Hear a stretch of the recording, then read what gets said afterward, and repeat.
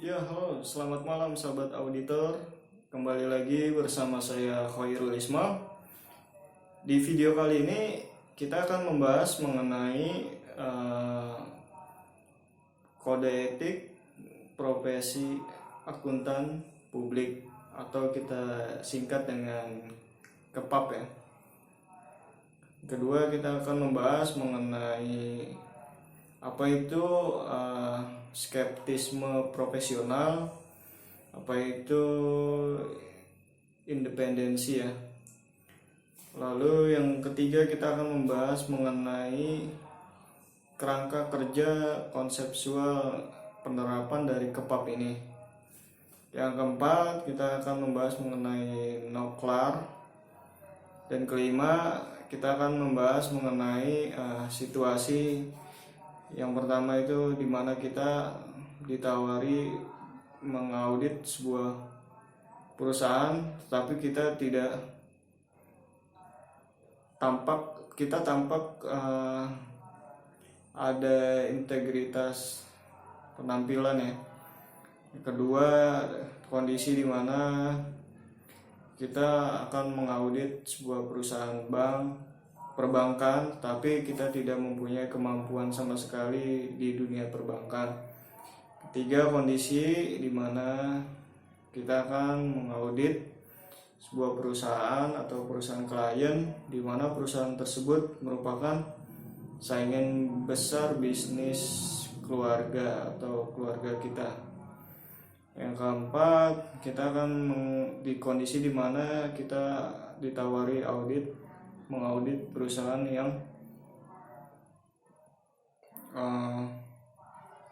sangat berjasa ya sebelumnya terhadap keluarga kita pada saat ayah kita dalam kondisi kesulitan. Dan terakhir, bagaimana jika ada perusahaan yang mau membeli laporan keuangan dan isi laporan keuangan perusahaan yang sedang kita klien.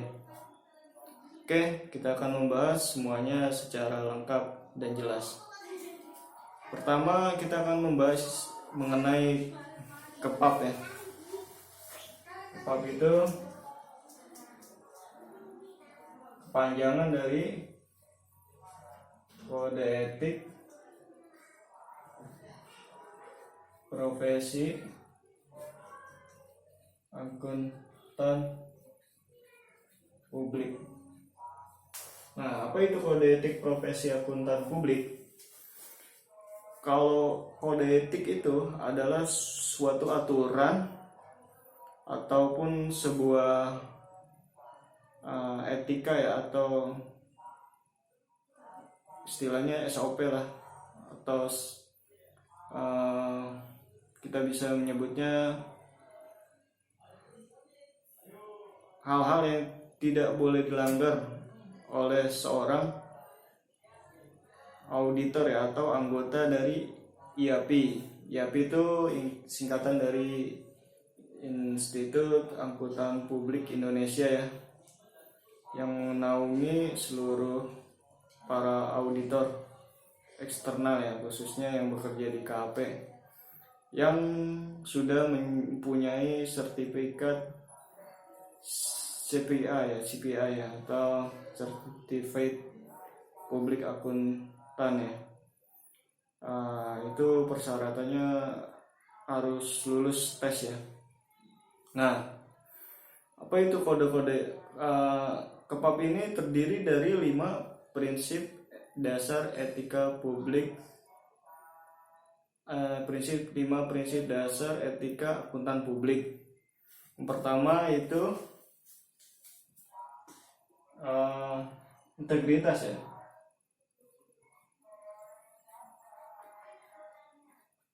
Kedua, objektivitas.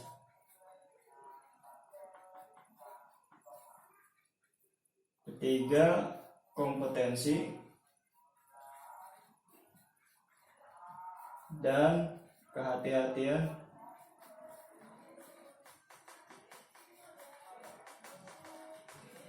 Profesional. Keempat, kerahasiaan. kelima itu perilaku profesional.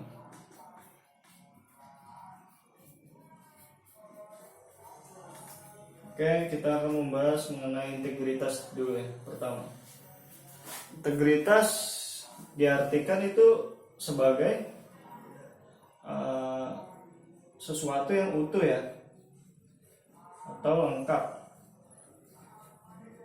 Artinya itu seorang auditor harus bersikap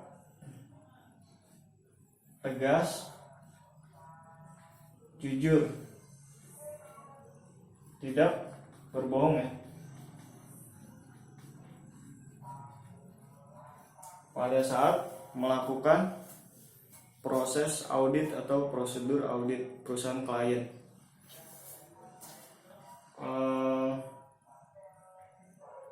Integritas ini merupakan prinsip dasar. Ini prinsip ya, semuanya itu prinsip dasar yang paling penting dari 5 prinsip tersebut. Artinya hal yang sangat dibutuhkan seorang auditor dalam mengaudit perusahaan klien. Itu. Yang kedua itu integritas.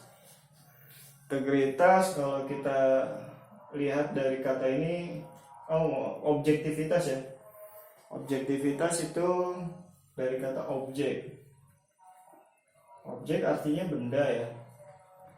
Kalau dalam bahasa Indonesia, lawannya objek itu subjek.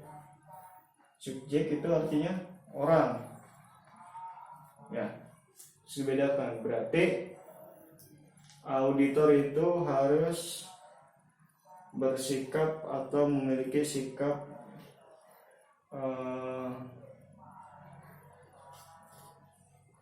menentukan suatu hal terhadap objek yang sedang diaudit.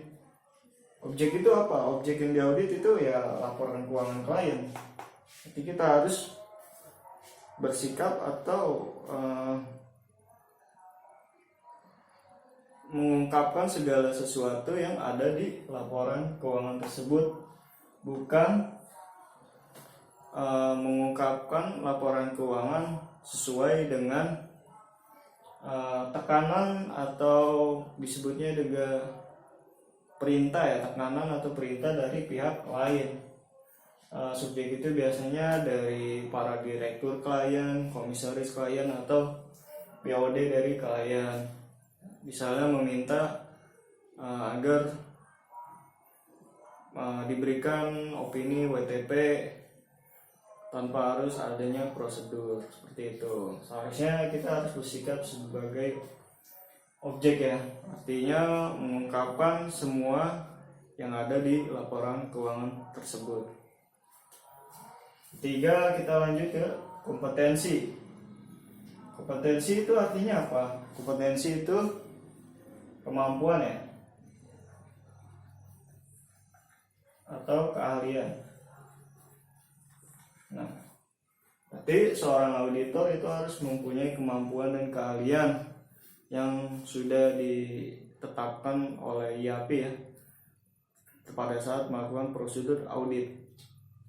Kalau kehati-hatian profesional itu artinya seorang yang memberikan jasa ya.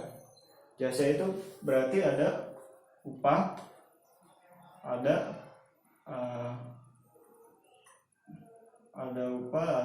hasil pekerjaan. Berarti upah dan hasil pekerjaan itu harus seimbang. Uang yang diberikan para klien kepada kita itu harus mendapatkan hasil yang maksimal. Artinya klien itu mendapatkan servis yang berkompeten. Artinya kita menguasai ilmu tersebut sehingga tidak terjadi kesalahan pada saat melakukan kegiatan audit ya, seperti itu. Bagaimana untuk kerahasiaan?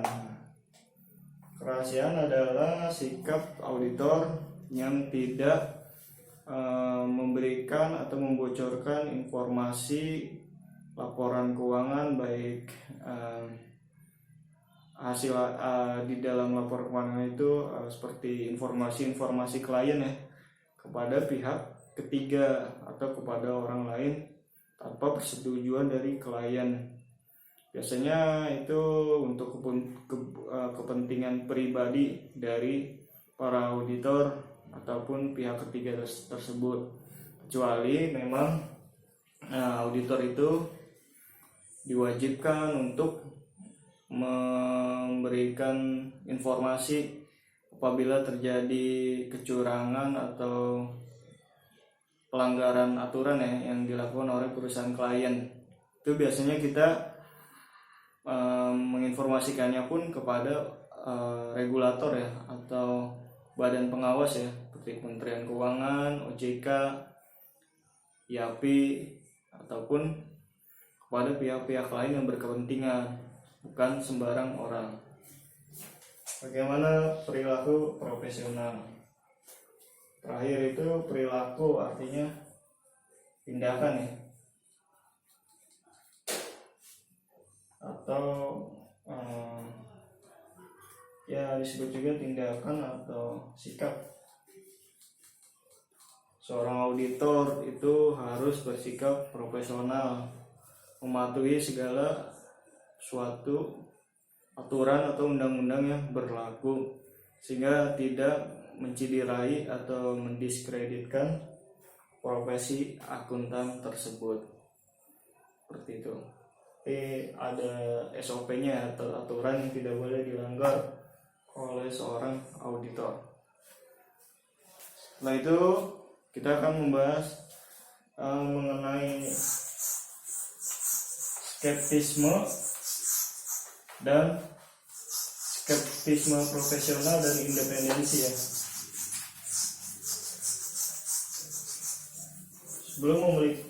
Selain harus memiliki kode etik atau prinsip dasar itu, seorang auditor pun harus terlebih dahulu atau memiliki sikap skeptisme profesional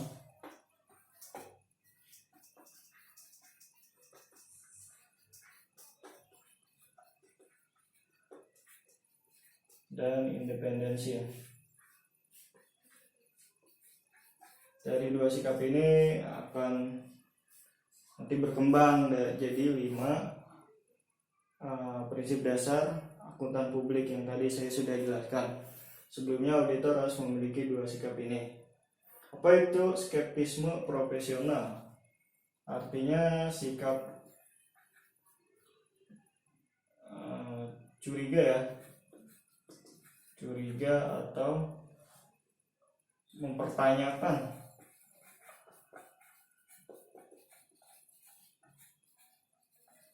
segala sesuatu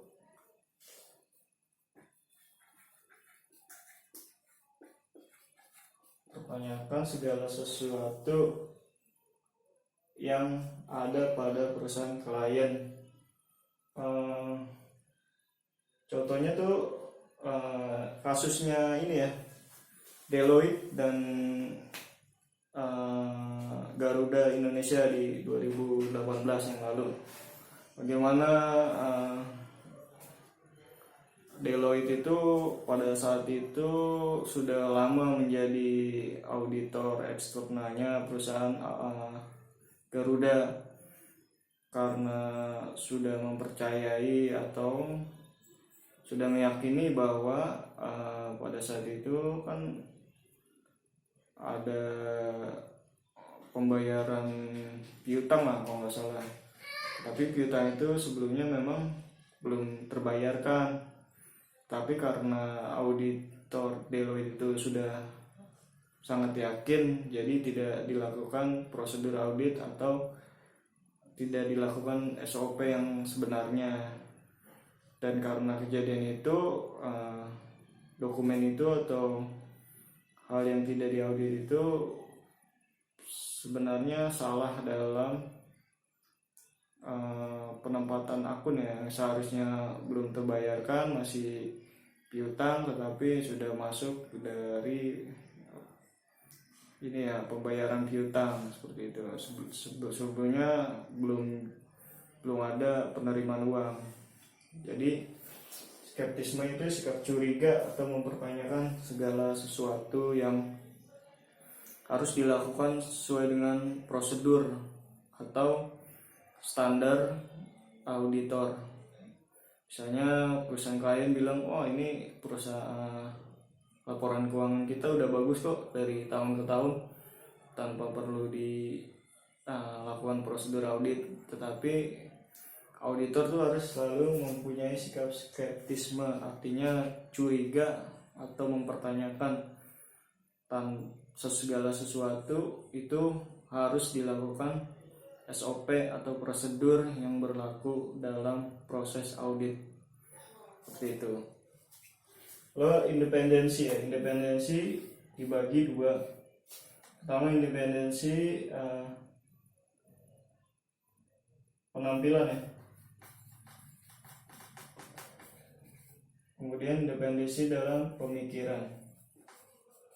Apa itu bedanya penampilan dan pemikiran? Penampilan itu yang terlihat di luar. Kalau ini secara pemikiran. Maksudnya apa itu?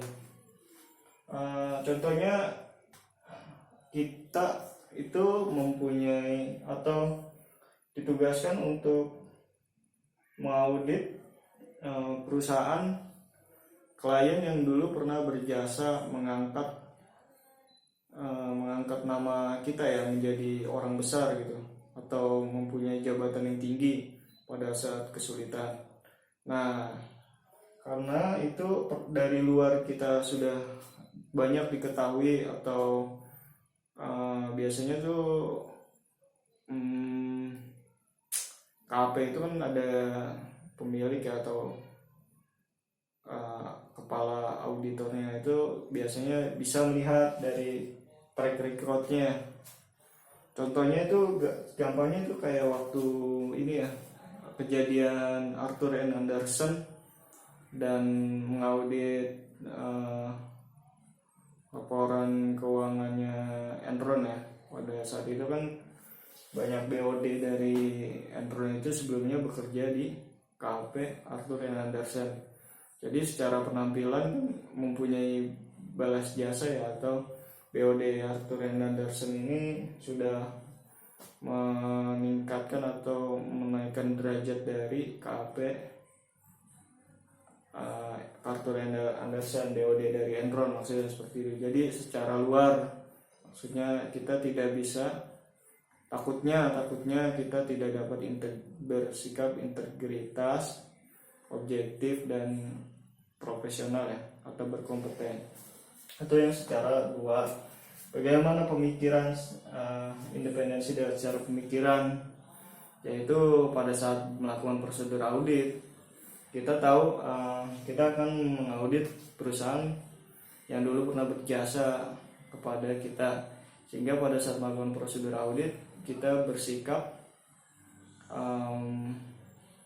ingin membalas budi. Seperti membalas budi dia seperti memberikan opini yang salah ya, tanpa sebenarnya kita tahu terjadi kecurangan atau pelanggaran dari atau kekurangan bukti audit atau salah saji yang material, tapi kita dengan mudahnya memberikan opini wajar tanpa pengecualian. Artinya di sini kita sudah melanggar ya, kita sudah melanggar dari sikap integritas, objektivitas dan kompetensi.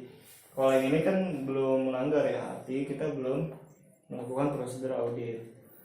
Seperti itu. Kalau penampilan caranya gimana ya, kita menolak. Kalau pemikiran kita nggak bisa nolak, tapi kita harus menjaga sikap dari integritas, objektivitas dan kompetensi secara benar. Itu bedanya seperti itu.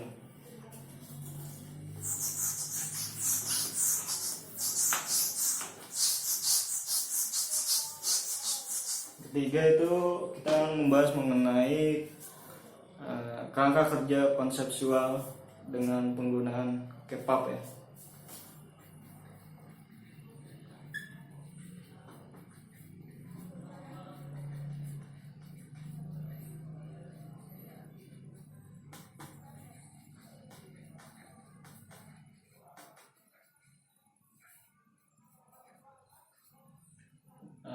ada 3 ya.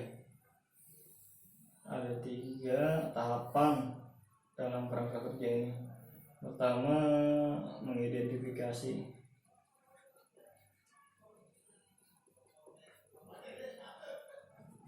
Ancaman. Kedua, mengevaluasi ancaman. Ketiga itu mengatasi ancaman.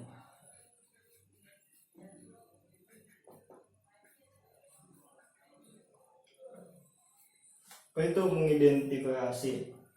Mengidentifikasi artinya mengumpulkan ya.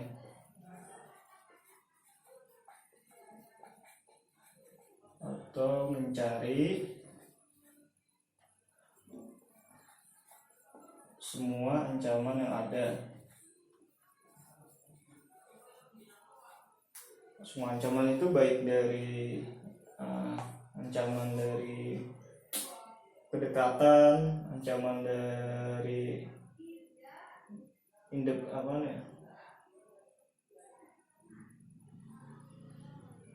intimidasi, ancaman dari hukum, ancaman dari lawyer, dan semua ancaman itu kita kumpulkan semua. Setelah ancaman itu sudah dikumpulkan, lalu kita akan mengevaluasi artinya menilai,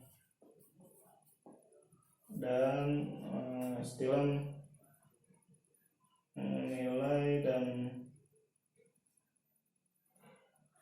mentaksir ya. Kalau dalam gampangnya itu kita melakukan ulangan ya, atau penilaian. Biasanya ulangan mencari nilai apakah dia lulus atau tidak.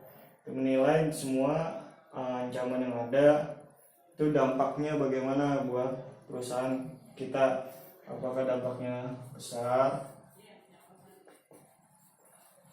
sedang, atau kecil. Nah, seperti itu. Kalau dampaknya besar dan sedang, itu kita akan lakukan mengatasi ancaman, yaitu mencari solusi.